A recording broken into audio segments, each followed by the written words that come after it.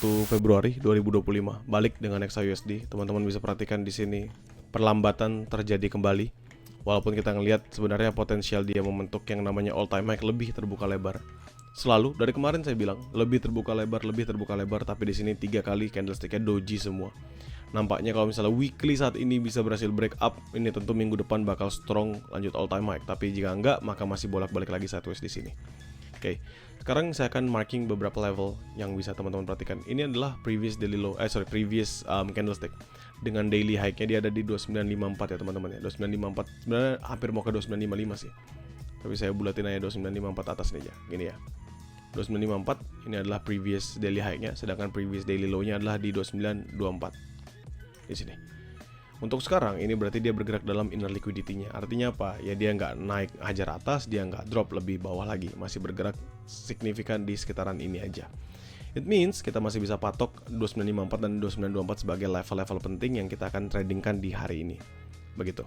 Nah sekarang kita akan masuk ke Oanda kita ngomongin H4 kita ganti jadi naked chart.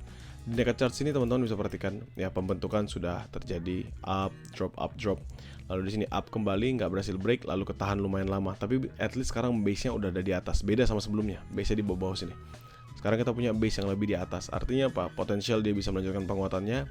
Sure. Dan is it gonna be a good momentum? Supposedly yes.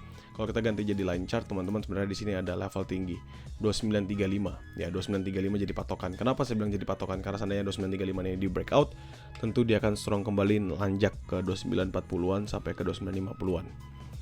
Dan sekarang ini kita tinggal tunggu aja what will be the momentum.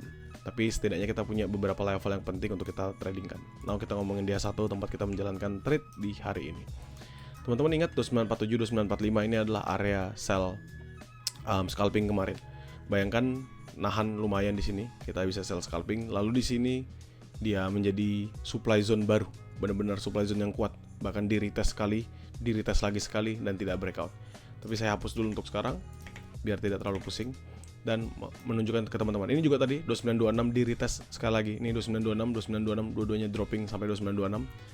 Dia nge-retest dalam zone tersebut lalu dia rebound kembali. Artinya apa? 2926 ini strong sebagai area atau level yang penting untuk menahan pergerakan dari XAUSD. Means a good things teman-teman. Kenapa? Karena ini adalah area high risk saya kemarin. Dan seandainya saya trading pagi-pagi tentu saya akan sampaikan kita bisa buy di level tersebut. 618 teman-teman bisa perhatikan di sini ada di 2925 680. Jadi salah satu golden ratio-nya.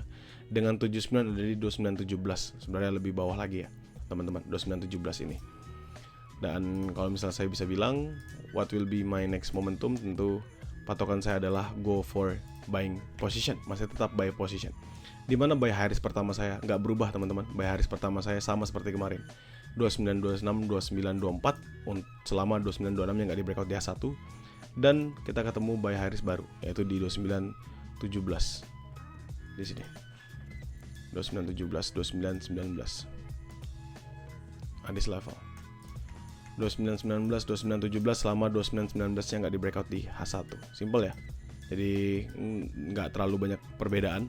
Ini adalah dua zona buy yang saya akan patok. 14-12 ini nanti saya urungkan dulu, saya nggak akan catat dalam Mapking. Tapi dua terdekat ini, 2926, 2924 dan 2919, 2917 sebagai dua zonanya. Next, zonanya di mana? Tentu buy medium risk-nya saya. Untuk sejauh ini sebenarnya medium risk saya naikin ya. Kemarin kan kita selalu 2862, 2860 untuk zona medium risk. Sekarang zona medium risk saya adalah 2882, 2880. Sehingga jauh lebih signifikan lagi seandainya dia memang harus drop. Dan what will be our sell position? Kan ini pertanyaan lanjutannya. Jadi ini ya teman-teman, 2624, 1917 ini adalah dua zona buy saya dan medium risk-nya 82, 80. Untuk 1412, 0503, 8988, 9896 ini nanti aja di luar zona dari Mapking yang akan saya catat di hari ini. Nah sekarang kita ngeliat pembentukan yang terjadi. Kalian bisa ngeliat nggak? Sebenarnya ini kan hampir menyerupai yang namanya head and shoulders. Jadi setelah kita lihat sini shoulders, ini headnya. So kalau misalnya dia nge-retest lagi di sini, sih, ini nge-retest, dia drop lagi lalu gini. Maka yang terbentuk apa? Yang terbentuk adalah head and shoulders dan 2917 ini sebagai level terakhir. Seandainya dia break, tentu dia akan drop signifikan. Jadi patokan saya apa? Patokan saya ada nggak potensial dia terjadi drop yang sesignifikan ini. Bisa terjadi teman-teman. Dan kalau ini terjadi, sekali aja dia drop di sini, kalian bisa ngeliat gak apa yang terjadi? Misalnya dia drop dari sini ya. Yang terjadi adalah dia nge-sweep habis di sini, nge-sweep habis di sini, nge-sweep habis di sini, nge-sweep habis di sini. Dengan catatan apa ya tadi? Head and Shoulders-nya confirm. Jadi sebenarnya kita nggak terlalu banget penting-penting lihat 3 level di bawah sini. Karena seandainya 19-17 ini di breakout, tentu dia akan dropnya signifikan, apalagi di hari Jumat. Begitu.